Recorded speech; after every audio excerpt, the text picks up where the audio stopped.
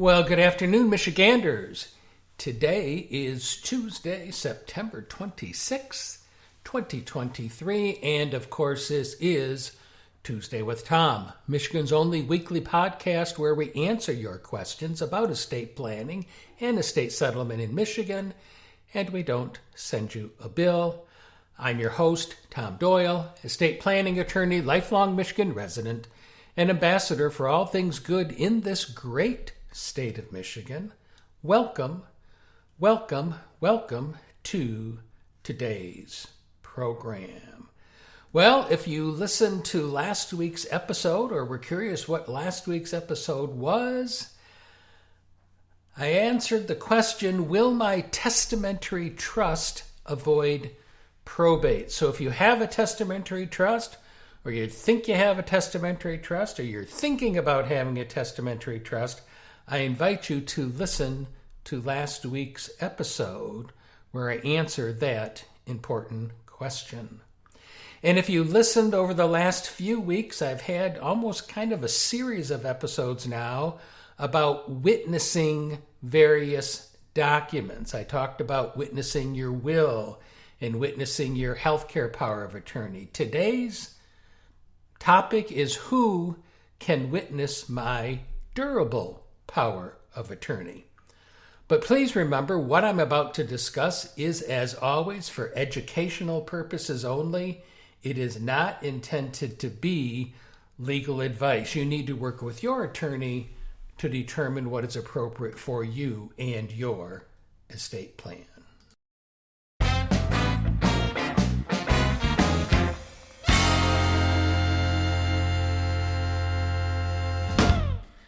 Who can witness your durable power of attorney? Well, let's a couple things first. If you've listened to previous podcasts, or if you haven't, I've talked about durable powers of attorney a number of times during podcast. On episode 133, I talked about the limitations that your agent has in operating under a durable power of attorney. The topic was your power of attorney is not unlimited. And then in episode 229, I talked about when does your power of attorney begin and end. So besides today's topic about who can witness, you might have other questions about what limitations you might have if you're operating under a power of attorney, or you might have questions about when do these powers of attorney actually begin and end. But something else that's important, we're talking about durable powers of attorney. You can have a power of attorney that is not durable. So a durable power of attorney and a power of attorney are not one and the same. So what is a durable power of attorney? We're basically talking about financial matters where you're giving somebody authority over your finances, selling real estate, all those kinds of things that we're looking at doing these documents. A durable power of attorney, though, has to have, under Michigan law, certain language in it, such as this power of attorney is not affected by the principal's subsequent disability or incapacity or by the lapse of time. Or something like this power of attorney is effective upon the disability or incapacity of the principal. Or basically similar words showing that it is your intent as the principal that the authority that you are conferring can be exercised notwithstanding whether or not you are disabled or incapacitated, or simply because time has passed. So if you don't have any such language inside your durable power, inside your power of attorney, it is not durable, which would mean if it is not a durable power of attorney, the authority that you grant to your agent named would end if you become incapacitated. Well, most clients have a power of attorney in place, for example, for finances, so someone can manage their financial affairs if they're incapacitated. So again, important. Certain language has to be in that power of attorney to make it durable. The fact that the heading says durable power of attorney, and I've seen these, I've seen documents presented to our office where the caption is durable power of attorney, but there's nothing in the document like the language that I just quoted from the statute, or nothing in the document that indicates that it is to be effective even in the event of incapacity. So with that in mind, let's talk about executing that durable power of attorney. First, it has to be dated. So there has to be a place for it to be dated.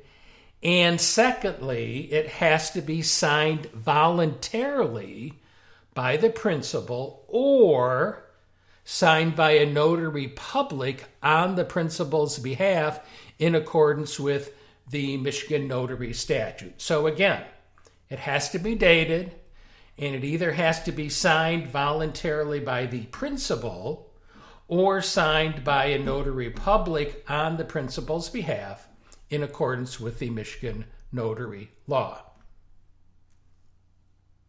Also, that durable power of attorney has to either be signed in the presence of two witnesses, neither of whom is the named attorney of fact, and both of whom also signed the durable power of attorney. So, one option, signed in the presence of two witnesses.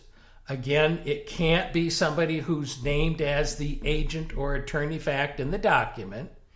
And both witnesses also have to sign the durable power of attorney.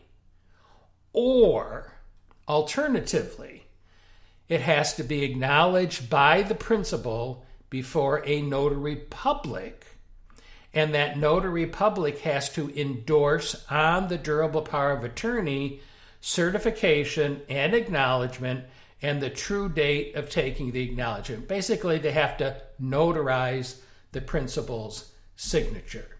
So again, not a lot of requirements relative to who can witness your durable power of attorney. Let's review again. You have to sign it voluntarily or have it signed by a notary public on the principal's behalf under the Michigan Notary Statute. And as far as witnessing is concerned, it has to either be signed in the presence of two witnesses, and neither of those witnesses can be named in the document as the attorney in fact, and both of those witnesses have to sign the durable power of attorney, or, and since it's an or, this means if you don't have it witnessed, then what you need is to have it acknowledged by the principal, basically before a notary public. So you can have a durable power of attorney that's effective if it's appropriately signed by two witnesses, or effective if it's appropriately notarized by a notary public. So not much by way of requirements, but as I've noted in other episodes, prudence says when you have somebody who's going to witness your documents, basically they are attesting to the fact that you signed it, all right? And so it would be preferable to have them be adults so that they understand the importance of what they are doing in witnessing the document. Again, not a lot by way of requirement on who can actually witness your durable power of attorney to have it effective. As always, if you have questions about a power of attorney and whether or not it's how to have it executed, certainly in our office, when we prepare durable powers of attorney, we will have a location for them to be notarized. Oftentimes, too, as a practical matter, let's just talk about a practical matter. When you take, or your agent takes your durable power of attorney to a bank, the bank might have their own requirements on what they need to have in that durable power of attorney for it to be accepted by them. And most likely, any bank or credit union that you're going to deal with, they are going to want it to be notarized, not just have two witnesses on it. They're going to normally want the document to be notarized. So while legally Michigan law doesn't require two witnesses, as a practical matter, you're likely going to find that your financial institution where the power of attorney is going to be used is going to require it to be notarized. That's why in our office, we always have the documents notarized in anticipation of what a bank or credit union is going to require.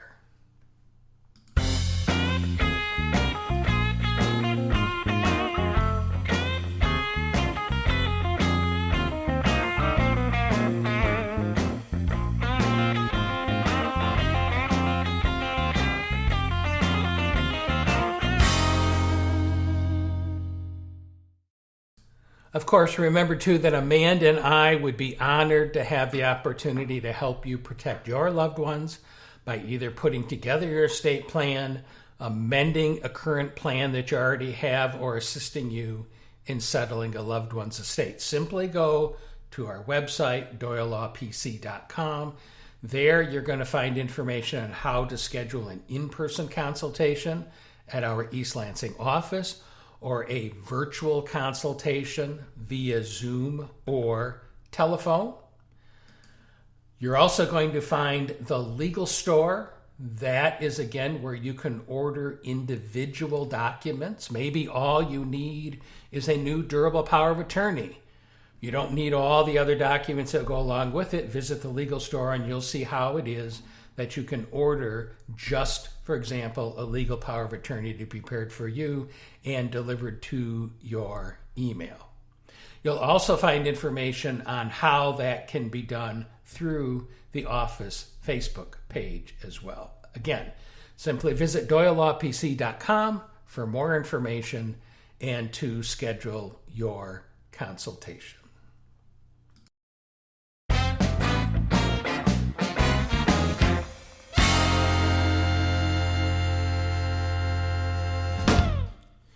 And I think that's going to be for today's show. Not very lengthy today, and talking about witnesses, but important topic, because many of you might actually decide to download powers of attorney from the internet or have an online service like LegalZoom prepare them for you. I'm not saying we recommend that, but I know many of the listeners might in fact do it. So make sure if you're going to do that, that you have those documents properly executed and witnessed. As always, if you have a comment about the program, a topic that you'd like to have me discuss, or questions that you'd like to have answered, please send me an email, tom@tuesdaywithtom.com. We invite you to follow us on Facebook and invite your family and friends to follow us. That would be Tuesday with Tom. And of course, the office is Doyle Law PC. Tuesday with Tom is also available on Apple Podcasts, Spotify, Google Podcast, iHeartRadio, Spreaker, probably any other service where you normally listen to your podcast. You're going to find us. And if you don't, shoot me an email at Tuesday with Tom, and we'll see if we can't have the podcast made available on that service. And of course, as always, you can ask your smart speaker to play Tuesday with Tom.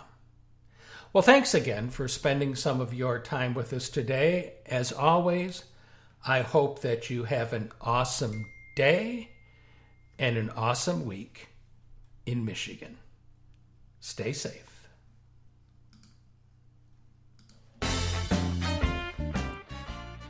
Tuesday with Tom has been brought to you by the estate planning attorneys at Doyle Law PC. To learn how we can help you with your estate plan or with settling a loved one's estate, please call us today at 517-323-7366. That's 517-323-7366.